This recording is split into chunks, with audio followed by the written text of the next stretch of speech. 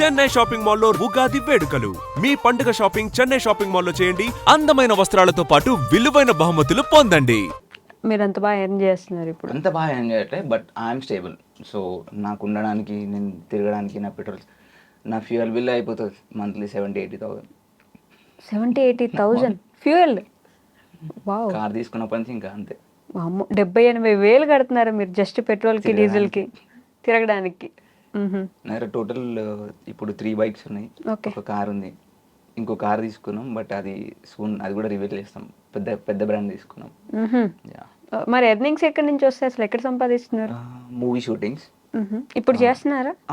రెగ్యులర్గా రావు, but monthly 3 to 4 మీరు చేసిన పెద్ద మూవీ ఏంటి ఇప్పటి వరకు? కిలాడి. ఓకే. అండ్ ఇదే మా కథ అని చెప్పేసి ఒక సినిమా, అంటే పెద్దదని కాదు. నేను చేసిన చాలా మూవీస్కి మాకు నేమ్స్ తెలియదు, వాళ్ళు చెప్పరు, ఓన్లీ ప్రొడక్షన్ నేమ్స్ అవి మాత్రమే చెప్తారు.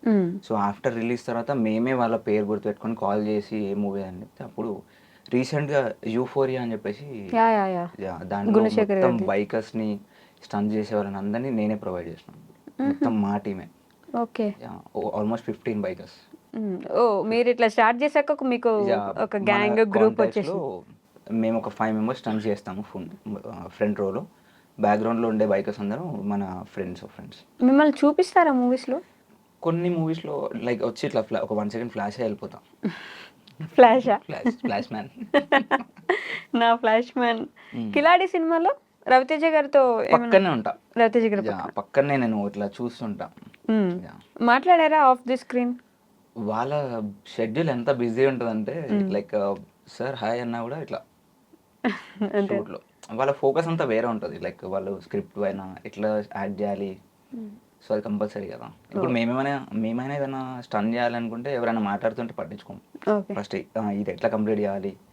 ఇప్పుడు సపోజ్ కెమెరా పక్క నుంచి వెళ్ళాలంటే నాకు అదే మైండ్లో ఉంటుంది, కెమెరా పక్క నుంచి ఎలా వెళ్ళాలి.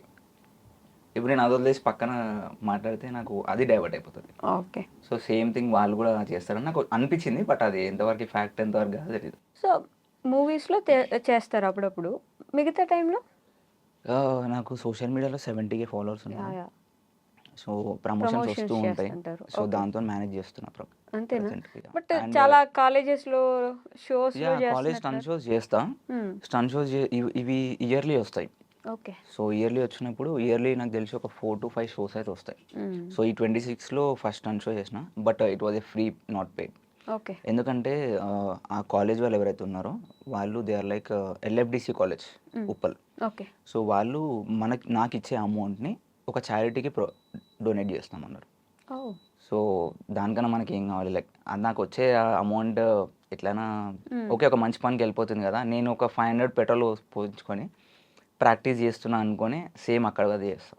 ఓకే. చారిటీస్ కూడా డొనేట్ చేస్తారు 2 times. లాస్ట్ ఇయర్ కూడా పర్ఫామ్ చేసినాం, ఈ ఇయర్ కూడా చేశారు, 2 సార్లు చారిటీకి ఇచ్చేసారు. ఓకే.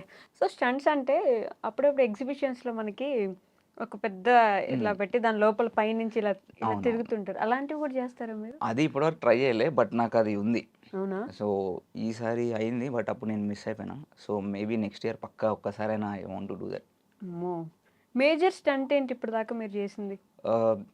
సర్కిల్ వీలీస్ చేస్తూ 2 చేతులు వదిలేయడం వీలీస్లో.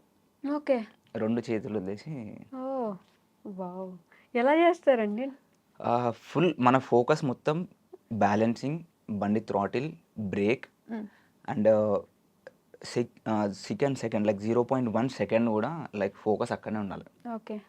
సో ఒక్కసారి అది వచ్చేవారికి, అది వచ్చిందంటే ఇంకా మనం చూస్తూ కూడా లైక్ క్లాప్స్ కొడుతూ అది కూడా చేసుకోవచ్చు. ఎప్పుడైనా ఈ ఆడియన్స్ మధ్యలో అంటే సైడ్కి వీళ్ళందరూ నిలబడి ఉంటే మధ్యలో చేస్తుంటారు కదా స్టంట్స్, అలాంటిది ఏమైనా చేస్తారా? కాలేజ్ ఫోర్స్ కదా.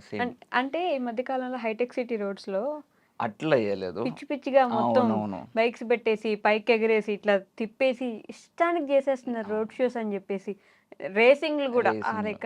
ఎప్పుడైనా కోపం వస్తుంది ఇలాంటివి చూసినప్పుడు? చాలా వస్తుంది. అంటే వాళ్ళ వల్ల మాకు చాలా ఎఫెక్ట్ అవుతుంది. ఇప్పుడు సపోజ్ నేను ప్రాక్టీస్కి వెళ్ళాలంటే ఒక 30 kilometers ట్రావెల్ చేయాలి. సో ఈ వీల్ చేసిన థింగ్స్కి రోడ్స్ పైన మాకేమైపోతుంది అంటే, నేను గేర్ వేసుకొని వెళ్తాను, హెల్మెట్ అన్నీ వేసుకొని వెళ్తాను, నా బైక్ మోడిఫైడ్ ఉంటుంది, హెడ్ లైట్ ఉండదు.